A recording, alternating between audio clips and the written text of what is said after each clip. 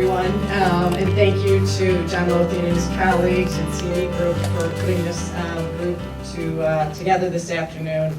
I'm absolutely thrilled to see this interest in our markets. As Doug mentioned, I have been at NFA forever, and I think the combination of strategic planning and communications, I think the simple job description is I wear a lot of hats and I do whatever I'm told to do. But I do get involved in a lot of different things in our industry. My background is I was an accounting major at U of I, CPA, similar to others that were on the stage. Didn't like being a CPA and so left that career after just a couple of years. And again, was very interested in these markets. Being from Chicago, a lot of interest in the markets. You'd see the traders on the train, and so there was always a lot of interest. But I went into the regulatory side, and that's one of the things I wanted to talk to you about today, because I think a lot of people, when they think of entering into our markets, they might think of being traders, they might think of being programmers, but I don't know if a lot of people know about the regulatory side and the opportunity and the important role that the regulators do provide. So I want to ask a quick question with a show of hands as to how many people have actually heard of the NFA before today. So few, more than I thought, so that's good.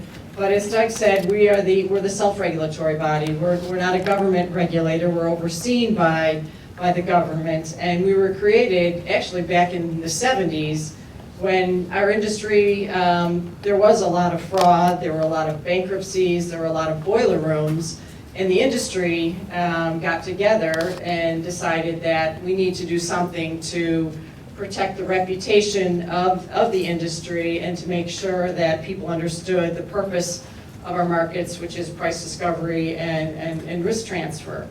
And so the NFA was created, again, back in the 70s for that sole purpose. We have we develop rules such as for capital, record keeping. We've got about 4,000 members, including some of the largest banks, some of the largest hedge funds. And again, what we want to make sure, our mission very simply is to ensure market integrity and to ensure customers or investors are protected. And we do that by establishing rules, and again, the rules are set by the members. Our board is made up of the members, people from the industry, so we set the rules, we go out and monitor for compliance with those rules, and then when there are what I call bad apples, and I think, John, in your communication yesterday, you referred to some people as lowlifes. But there are, unfortunately, as many people said on the stage before, the industry is made up of a lot of wonderful people, a lot of wonderful firms, very innovative, but there are a few bad apples, and that's really where we focus all of our resources, is we want to be able to find within the membership, who are those bad apples and allocate those resources so that we can put those bad apples out of business as quickly as we can so that they cannot harm any additional investors or that they can't tarnish the reputation of the industry. So that's essentially what we do. We're looking for the bad apples, trying to find them as quickly as we can, and then putting them out of business. And the way we put them out of business is we are able to, I shouldn't say we, our disciplinary committees can expel or suspend members, and if they're expelled or suspended from our membership, they can't do business anymore. And so it's a career that I've been in, again, for my entire career. We've now got about 500 employees. Most of the people that we hire, and not solely, are finance and accounting majors, and what I wanted to share with all of you today, again, is this is a career path that some of you may want to consider that's different than trading and programming. We hire about at least 30 new examiners, analysts every summer. We put them through a very intensive training class, and then we put them out to interact with our members. And some of the things that they do on a day-to-day basis, and basically, how do you find the bad apples? And it was alluded to a few times, is we're looking for behavior that doesn't make economic sense. So we're looking for patterns. We've got analysts that are looking at reams and reams and thousands of pieces of data and looking at trading activity to see if the trading activity makes sense or if there's any inappropriate trading activity.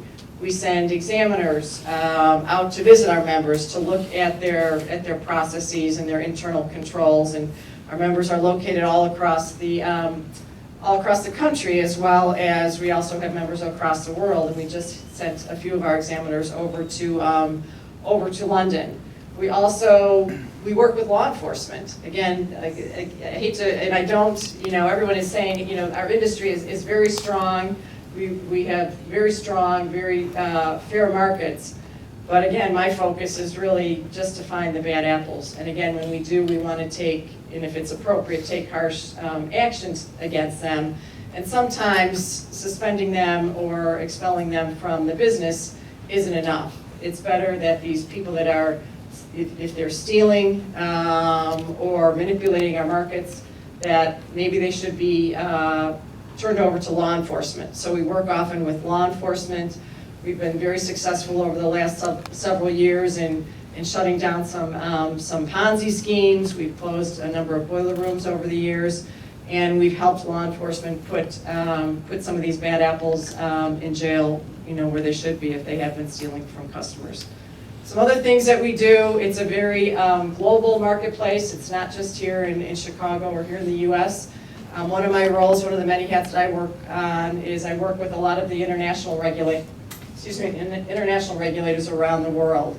And so we're out there teaching other regulators how we regulate our markets. So there's a number of different things that we do that turn this career into turn the career of being a regulator into possibly a very interesting career for many of you here today. So in closing, I told you that there might be a new career path that some of you may want to consider, and wanted to share with you that the career path, the regulatory work, may actually be more interesting than you think. It was for me, otherwise I wouldn't have been here for as long as I have. But just wanted to close with a couple kernels of wisdom. Everyone's shared a bit of career advice, and you've heard a few of those, but the networking, I can't stress to you enough, I think Walt mentioned it and a few others about networking, and it may be that the person that you network with, gives you the next job opportunity or is a resource or asks you, it provides you the answer to the next question that you have. But, it goes back to what Walt said too about being nice. I think just as human beings, networking is incredibly important, and that's what we all should be doing. And not just because, you're a taker, that you're always looking for the value from the networking, but also look to yourselves as being someone that you can provide information, or you can be the person to help someone land the next job. So look at it both ways. The other kernel of advice would be, I think John said everybody showed up early, which was great, but show up early and speak up.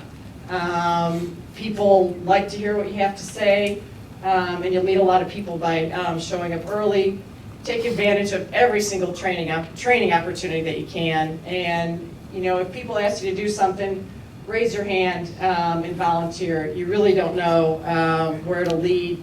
I raised my hand to work on it's a very unusual path, the real estate strategic plan. Had no idea about real estate, knew nothing about it, but someone that was my mentor, who I respected very much, said, why don't you try it? And at the end of the day, I ended up building a building here in Chicago, which is one of a really fun thing that I got a chance to do. But it was, I went into this meeting saying, I can't do this, and he convinced me that I could. So always raise your hand. And then just in closing, and I know maybe I'm sounding like a parent here, but it just happened to be this past week, is look up, make eye contact, take your headphones off in the elevator. I can't tell you how many times we go into an elevator and I see our CEO or I see senior management and everyone's just looking at their phone. And just last week, someone didn't do that. And by the time I went from the 18th floor to the first floor, I knew his name, I knew we were in school, and now he's part of my network and I am part of his. So I can't stress enough, we're all human beings. it's so important to interact with each other, and it's amazing how much you will be able to offer others, and others will be able to offer to you. So again, in closing, again, NFA is an interesting career. If anyone wants to talk more about the regulatory space, would be glad to talk to you. If anybody wants to reach out to me to network further, I'm always available. Thank you very much.